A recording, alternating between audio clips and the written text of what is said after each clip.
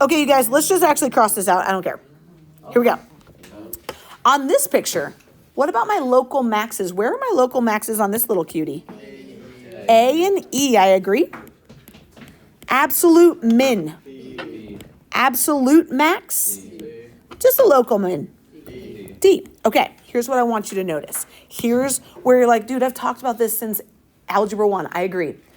This is what they care about. Relative maxes and mins occur where the derivative is either, oh girl, she said right here, my derivative would be 0. But right here, my derivative would be undefined. So that's exactly what it is, 0 or undefined. That's huge. That's what we're looking for today, when my derivative is 0 or undefined. You guys on this graph, do we have to have a max or a min? No. You don't have to. You guys, this little graph here, and I know that your copy came out terrible. I'm so sorry. This is this graph. It happens to have a vertical asymptote here. I don't care about the specifics. I'm just letting you know that we don't necessarily need to have maxes and mins on every single function. Why doesn't this one? Well, your copy came out terribly, meaning this endpoint was open and this endpoint was open. Do you agree on this guy? I have no max or min because they're open endpoints, okay? So I'm just letting you know, we don't always have to have a max or a min. If the function is continuous on a closed interval, if we close up those dots, then we have to have maxes and mins. Let me give you an example. If my graph looked like this, boop, closed interval, we got endpoints. Greer says we got a min and we got a max. How about over here? Boop. Yep. This one's got mins, actually has 2 of them, and a max, right? But as long as it's closed, we'll have maxes and mins. If it's open, not necessarily. I'm gonna go ahead and say no. So you guys, what we're gonna do a little bit of today is just figure out where these critical points are. And AP will ask you that specifically. They'll say, what are the critical points? And what we gotta know is where's the derivative, with me, Lili, Stevie? Where the derivative is 0 or the derivative is undefined, just like you were saying. That's where we could maybe have maxes and mins. Fancy. False. Whoa. What? So, let's go see this. Where is the derivative 0 or undefined? You guys, also just to let you know, with AP, you'll never have a question where you would choose more than one answer, but just for practice, that's why I put this out here. Where does F have critical points? You guys, that's where F prime equals 0 or F prime is undefined. Yeah, sure. But we got to go find F prime first. We haven't found F prime yet. So we need to find F prime. Greer, help me find F prime. Would it not just be Lodi high? Yeah, let's go Lodi Hyatt. All right. 2 or x squared minus 4. Love it. That's my low. Times 0. D high. And then 2x minus 4. Minus 2x. high. D low. Good. Yeah. All over. All over x squared minus 4 squared. Love it. Thanks, buddy. Greer, let's just simplify it. On the top, you agree that's 0. 2x over. Close. Yep. You got it. Negative 2x over x squared minus 4 squared. Okay, you guys, to find a critical point, you always see when is my F prime equal to 0. So we're always just going to go like this. All right. When is that derivative equal to 0? How do we solve that algebra problem? Say that again, Sammy. By the denominator every time. Just multiply by that denominator. Yeah, exactly. I love that. I love that you know that shortcut. So when I multiply by the bottom, he says, yeah, they're just going to cancel out. And so I'm just going to have what? 2x equals 0 squared. Careful, times 0 would just get me 0. So could we always just look at the numerator and equal to 0 when we're solving? Always. It's 0. So we got 0 is one critical point. We found when F prime was equal to 0 there. The other thing is, when is F prime undefined? Sammy, help me out. Yeah, exactly. You guys, what makes something undefined? Over 0. Yeah, you guys, is when that denominator is 0. Let's go remind ourselves that. Undefined is when the denominator is 0. Sammy, you agree the denominator of my F prime is this little ditty. That denominator, I'm going to write it out, was x squared minus 4 squared. And for us to figure out where it's undefined, we got to go set it to equal to 0. All right, Sammy, what would you do first to solve this guy? You know. And then we got x squared minus 4 equals 0. Keep going, Sam.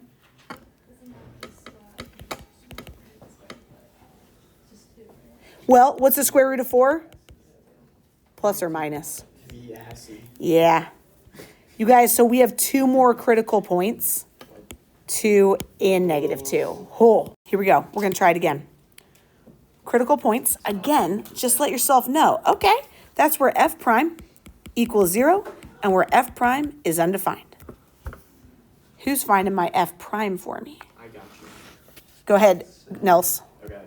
X minus 3. Yep, low, 1. d high. So low. You cool if I just write x minus 3? Yeah. Okay. Minus x plus 1 times 1. Love it. And then over x minus 3 squared. Good. Simplify it, please. Oh boy. So, hold on. It's just subtracting on top. I wrote times 1. This I got you. So there's just subtracting. So we really just need to do, negative x minus 1. agreed. So we'd have a 1x minus an x, So that's nothing. right? Negative 3 minus 1 Negative 4. is negative 4. So that's my, perfect. That's my f prime. Ooh. She says, okay, if you want me to set f prime equal to 0, I will. And just like you said, I can always multiply by that denominator to get things going, because that's what I'll always start with. And Lila's saying they cancel out. Lila, I'd be left with 4 equals 0. Is that true? No. She's like, no, 4 doesn't equal 0. So there is no critical point there, meaning my derivative never is 0. And that's fine. Okay. When is my f prime undefined? That's when f prime's denominator is 0. Yeah, when does x minus 3 squared equal 0? At 3. Help me out, Chloe. Walk me through it. Well, you take the square root of 0. Mm-hmm. 0. Perfect. And then add the 3. Agreed. And you get 3. We got 3. We're done. We got only one critical point here. And that means we might have a max or a min there. We might not, but that's where we would look. Let's go find my f prime on this guy. Go for it, Stevie. Negative sine of x plus 2. Agreed. Stevie, when does that equal 0? What would you do to start solving for that? So you can just subtract 2. Sure. Or could I add sign? I just like to keep things positive. Okay. Okay. Yeah, you can add something. Hey, Stevie, on the unit circle, what's sign at 0?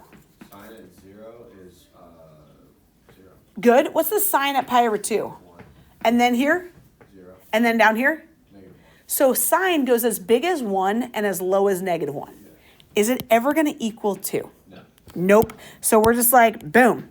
Sine's never going to equal 2. Cosine's never going to equal 2, okay? So we have no critical point there. Oh my gosh, what'd you just say, Graham? There is no denominator. Is this graph of negative sine of x plus 2 ever going to be undefined? No. So you guys, how many critical points? 0. Agreed. Okay, as we look at this now, I'm going to draw you something. If my function is increasing, do you agree that function's increasing? And that function's increasing? I want you to just draw yourself a little function. I want you to write f by those. Just to let yourself know this is just a function, is not a derivative, is nothing, okay? It's just a function. So if f is increasing, don't be blurting this out, okay, people? What is my f prime all of these times if f is increasing? Yeah, Daria. It is greater than 0 or positive. Great way to say it. Healed, what is my function doing here in pink and here in pink? My function is decreasing. Nice. And healed, what is my f prime in all of those? I'm going to say it's going to be less than 0. Yeah, or my f prime's negative, right? Or it's just going to be less than 0. Well said, sir. So here's how AP loves to ask this, you guys. Where is my function increasing? Guess what? Look what graph we're looking at here. This is going to mess us up. You guys just said. So, you guys, are they really going to ask where my function is increasing of an f graph? You could have done that in algebra. You know what I'm saying? So if this is a graph of f prime, and we said My function is increasing whenever my f primes are greater than 0. Dice, talk to me. I was gonna say, is it -6 to -2, and then, what is that? 2 to 5, Yes. where it's above 0? It's above the x-axis. It's above 0. You guys, this messes with our head. But would you agree every y-coordinate that I highlighted is going to be positive? Since this is a graph of f prime, all of its values are positive above that x-axis. You know what I'm saying? That is a mind messer. Here's the other thing. This justification, they're going to give you 1 point out of the 9 points for this whole free response just from this. And guess all you have to write. For my function to be increasing, when f is increasing, all you have to write is f prime is greater than 0. That's it. 1, 2, 3, 4, 5, 6, like swipies with your pencil. That's a point. I need no words. That's all symbols, right? Where would we say that? Dicey, how would we put that in interval notation? -6 is less than x, which is less than -2. Agreed. You could put it that way. There, I'm going to put it this way because their answers are often going to be like this. Okay. And 2 to 5. yes. Now here's the deal. If Dice were to put parentheses here, great, no bigs. Dice, if you were to say less than or equal to or less than, great, no big, they're going to take both of them, okay? So don't lose sleep over that. This is it. This right here would get you 3 points out of 9 points. 1, 2, 3. Don't mind if we do. Sound good? This one's going to make us angry. This one's going to make us a bit salty, okay? Check this out. They said they gave values of f prime in this table. Where is f increasing? Ooh! F is increasing when f prime is greater than 0. I like to write these little notes to myself just to be like, okay, that's what I'm looking for. Care Bear, talk to me. It's just any of the prime values that are positive. Yeah, talk to me about where those are. Like what direction should I say? Like, You don't have to give me the final answer. Just give me a couple answers that you're thinking. do you give the x values or the Yeah, you could give me either, and then I'll write it as the answer. like -3 Mm-hmm. to -1? Actually, yeah, 0. Yes, you're so right, Carrie, and I'm going to tell you why. That's why I think these questions are ornery. Keep going. Okay, and then 4 to 6. Yes. Oh my gosh. Carrie, I think this is the worst question stuff. And there's one on your homework like this today. Because how many people just wanted to say when those f prime values were positive and like stop at -1? It's we need the sign change. I love that. We need to get from the positive to the negative. Also, let's look at this graph. We could, again, include these values and not include them again. So do we know what's happening right as we get up to 0? You know what I'm saying? I don't know what's happening at -0.5, but that could still be positive. So I can't be chopping this off at -1.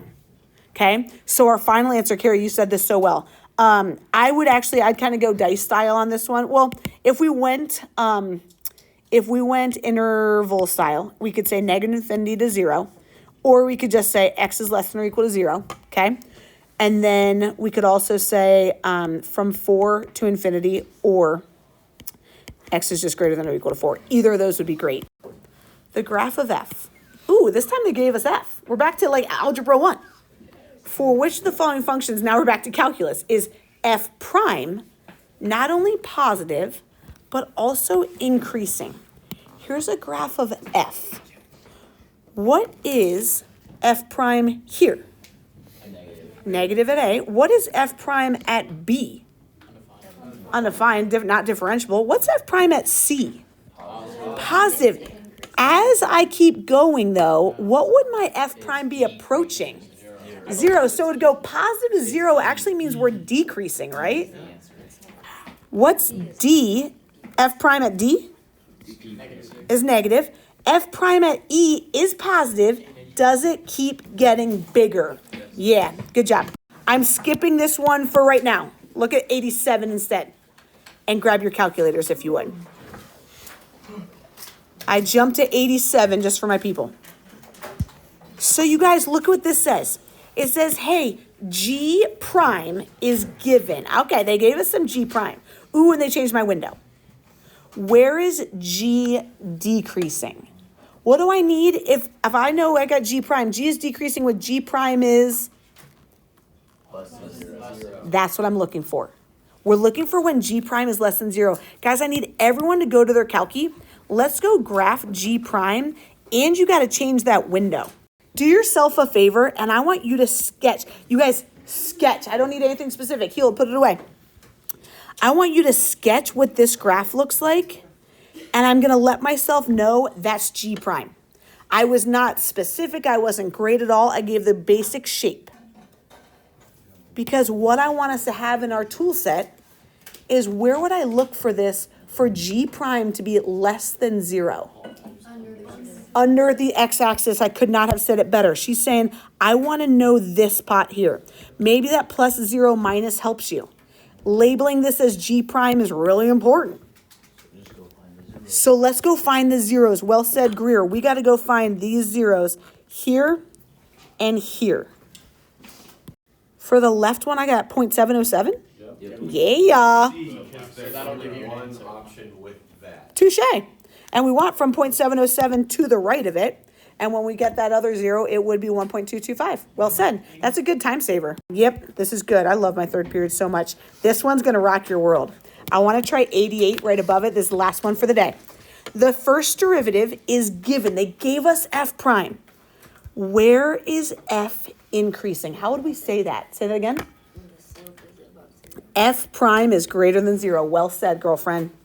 You guys, can we just graph f prime here? Let's go graph it.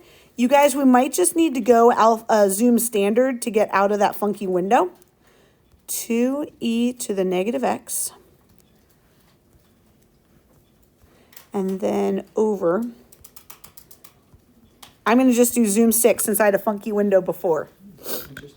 Yeah, does anyone else's graph look like, I'm going to change my color, smidgy. Like this? Yeah. What did Soph say though? My function is increasing if f prime is greater than 0. It just gotta be above that. Infinity to infinity. Yeah, I was like, that's what I said. I was like, Yeah, isn't this f prime graph It's C always positive? Yep. What? Isn't that funky? Because it's always above. So here's my tip, especially since these are notes. I would always write this so we know what we're looking for.